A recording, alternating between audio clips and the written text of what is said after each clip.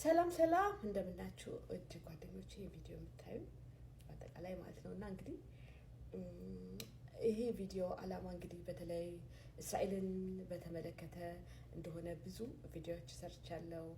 እንዴት ለምን እንጸልይ እና ይቀጥላል። አንዳንድ ትምህርቶችን ሀሳቦችን ማለት ነው ከሌሎች የተማርኳቸው በግሌ ማለት ነውና ምንድነው ሁሉ ጊዜ በተለይ ይሄ ቪዲዮ አላማ ምክንያታችን ምንድነው የሚለው ሁሉ ጊዜ እግዚአብሔር ሪዝንን ያያል።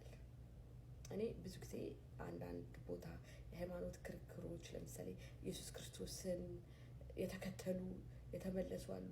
ምክንያታቸው እንጂ እግዚአብሔር እንዳይመጡ ስለፈለገ አይደለም። እና ምክንያት ያስፈልጋል። እና እስራኤልን የምንደግፍበት ምክንያት መጽሐፍ ቅዱስ ብዙ የሚለን ነገር አለ። ምክንያቱም እምነትን የምናገኘው በቃሉ ስለሆነ ነው። መጽሐፍ ቅዱስ መዳን ከሄድ ይላል እና እንዲያውም በመጨረሻው አይደለ እንደ እስራኤል ስር ይሰዳል ይላል እና ብዙ ነገሮች አሉ። ብዙ ገልጠን ተረድተን ያልጨረስናቸው እለት የምንረዳቸው ነገሮች አሉ እና በአጋጣሚ ሆኖ በዚህ ቪዲዮ እንግዲህ ብዙ ጊዜ ይዘን ልንቀርብ እንፈልግ እስራኤል ያሉ ግሩፖች አሉ። አሁንም እኛ ጋር ብዙ ሰዎች ይመጣሉ። ምክንያታቸው አላውቅም። በቀን ኮሚኒኬሽን እናደርጋቸዋሉ ምናምን አሉ። ይመጣሉ ይሄዳሉ። ያው ማለት ብዙ ተሳትፏቸው አይ ዶንት ኖ በግል ሊያደርጉት ይችላሉ፣ ቤተክርስቲያን ሊያደርጉት ይችላሉ። ግን ዞሮ ብዙ ሰዎች ይሄን ጉዳይ ይሰማሉ ማለት ነው እና ግን ምክንያቱ ስናቅ የበለጠ ለእርምጃችን ጥሩ ነው ብዬ አስባለሁ።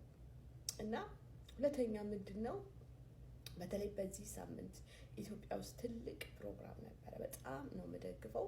ሁላችንም ይሄንን በተለይ በኤልሻዳይ ምክንያት የሰራ ቪዲዮ አለ። ቪዲዮን ጥሪ ለእስራኤል ጥሪ እስራኤል እንደዛይን የሚል ነው። በቃ ብዙ ነገሮች አስረድተዋል ማለት ነው። ምንድነው ለእስራኤል የምንቆምበት ምክንያታዊ መሆን አለብን ነው። እና ስለዚህ ወገኖቼ አሁንም እኛ በተለይ እኛ የቆምንበት አቋቋም ምንድን ሆን ጸሎት ላይ ነው። ጸሎት ነው የምናስተባብረው። ወደፊት ደግሞ ፋይናንሻል ሪሶርስ ካገኘን አሁን በተለይ በሚቀጥለው 3 ሳምንት እንግዲህ ወደ ኢየሩሳሌም እሄዳለሁ። በዛ ያሉ በጣም የቅርብ ጓደኞች አሉ። እንግዲህ ትልቅ ነገር ነው በዛ መሄዴና ከዛ ሆነን ደግሞ የምናቀርበው ነገር ይኖራል እና ስለዚህ ምንድነው ሁሉ ጊዜ ይሄንን እንድናስብ ላሳስባችሁ ነው ማለት ነው። እና በተለይ ይሄ ሰላም ለኢየሩሳሌም ለምኑ ለተወሰኑ ለተጠሩ አይልም። ሁላችንም አማኝ ሆነን ይሄንን መጽሐፍ ቅዱስ የምናምን በአጠቃላይ ይመለከተናል ብዬ አምናለሁ። ምክንያቱም የእግዚአብሔር ዓላማ አንደኛውን ዓለምን በእስራኤል መባረክ ነው የሚለው ዘዳግም ላይ ብዙ የተጻፉ ነገሮች አሉ ማለት ነው። እና ስለዚህ ልንረዳ ያስፈልጋል። ኢየሱስ ክርስቶስ ራሱ መዳን ከይሁድ ነው ይላል እና ይህንን ጠለቅ አድርገን ሁሌ ልናውቀው ሁሌ ልናደርገው የሚገባ ያሉ ነገሮች አሉና ሰሞኑን እንደምታዩት እንግዲህ በተለይ አሁን እንዲያውም ዜናውን አላየሁም። የፈረንሳዩ ሚስቱን በጥፊ መታችሁ ነው ምናምን በጦርነት አልወደቀም በሚስቱ ነው እያሉ ያሸፉበት ነበርና ምክንያቱም ፈረንሳይ እና ሌሎች ብዙዎች በእስራኤል ላይ ብዙ ተጽዕኖ ያደረጉ እንደነበረ በተለይ በፌስቡክ ላይ እየለጠፍኩኝ ነበረ እና እንደዚህ ወደፊት እንግዲህ እንደዚህ ወቅታዊ ነገሮችን አፕዴት የሚያደርጉን ሰዎች አሁን የስራ አብረን ያለመገጣጠም ነው ማለት እኔ ስራ በመሆንበት ሰዓት እነሱ እና በቃ የሰዓት ያለመገጣጠም ነው ማለት ነው። እና ሌላ ደግሞ ያው ሚዲያችንም የበለጠ ተደራሽነት እንዲኖረው ነው ማለት ነው። ብዙዎቻችሁ ይሄንን ሰው መሆንም ላይክ፣ ሰብስክራይብ፣ ሼር ያደረጋችሁ እንድታግዙን እንለምናችኋለን ማለት ነው። እና ዛሬም ምንድነው ሁላችንም እንድንጸልይ በቃ በቀን 10 ደቂቃ ብትሆን በቃ ሰላም ለኢየሩሳሌም ይሁን ብለን ይሄን ቃል አክብረን ብንሆን በቃ የተጻፈው ነገር ይሆንልናል ብዬ አምናለሁ። ጉድለት ሊኖረን ይችላል፣ የሚያስጨንቀን ነገር በዚህ ደግሞ ሰላም ልናገኝ በቃ ይሄ እግዚአብሔር የሰጠን እሷን ለሚወዱ ልማት ነው ይላል። እንዲያውም ባዶነታችን ሁላ ይሞላበታል ብዬ አስባለሁ። እኔ ብዙ በረከት አግኝቼበታለሁ በዚህ ምክንያት ማለት ነውና ወገኖቼ ስለዚህ ዛሬም ስለ እስራኤል ስለ ኢየሩሳሌም እንድትጸልዩ ከእንደገና ደግሞ ብዙ መረጃዎቻችሁን እንድትሰበሰቡ እንድታውቁ። ጠላት ይሄንን አይፈልግም። ሁሌ መገለጥን እውነት ላይ እንድንቆም አይፈልግም። እና በብዙ መንገድ ይሰራል።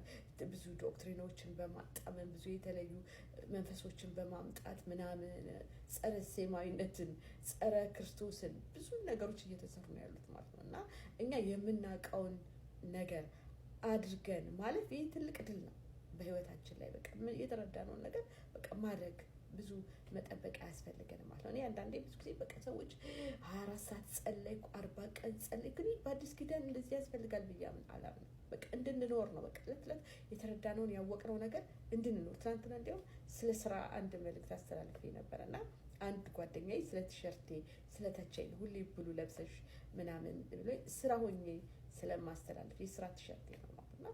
ስራችን ራሱ እንደ መንፈሳዊ ነገር መቆጠር አለበት ብዬ አስባለሁ። ሌላም ነገር ተናግሬ ነበር ትናንትና አገልጋዮቻችንን ማክበር በቃ ሁሌ የምንኖረው ነገር በቃ ያ ነገር ነው መንፈሳችንን የሚያጠነክረው የሚያሳድገው ብዬ የማምነው ወገኖቼ። እንግዲህ ዛሬ በቃ ምክንያታዊ ነው። ለምሳሌ አሁን እኛ ጋር ብዙ የሚመጡ ሰዎች አሉ። ብዙ በዚህ በፌስቡክ በተለያየ ነገር አገኛለሁ፣ ግን ሰፖርት አያደርጉም። ምክንያታቸው ምን እንደሆነ አላውቅም፣ እግዚአብሔር ነው የሚያውቀው። ስንመጣ ምክንያታዊ ነው። እኛ አንደኛ ነገር ይህ ጉዳይ ለሀገር በረከት ይሆናል። በቃ እግዚአብሔር በተለይ እስራኤልና ኢትዮጵያ ያላት ሪሌሽንሽፕ ያሳድጋል የሚል እምነት አለን። ሁለተኛ ደግሞ የእግዚአብሔር ዓላማ ነው፣ ሁላችንም ይመለከተናል ማለት የህይወታችን ጉዳይ ነው እንድናውቅ ወደፊት እግዚአብሔር የመጨረሻው ዘመን እንድምታ እስራኤልን በተመለከተ ነው የሚል ሂሳብ ማወራድ ነው ማለት ነው። አሁን ለምሳሌ ብዙ ሰዎች በቃ ለማገልገል ነቢይ ለመባል አዋቂ ለመባል በቃ ቀላል ነው ይሄ በቃ ሰላም ለኢየሩሳሌም ለምኑ የሚሆነው ይሆናል። ለምሳሌ አሁን አገልጋዮች የሆኑ ብዙ ያገለገሉ ብዙ የሰበኩ ብዙ መጽሐፍ የጻፉ ሁሉ ሀሳባቸውን አሁን በዚህ በ7 ዓመት ውስጥ ሀሳባቸውን አስተካክለው ለኢየሩሳሌም እየታገሉ ነው።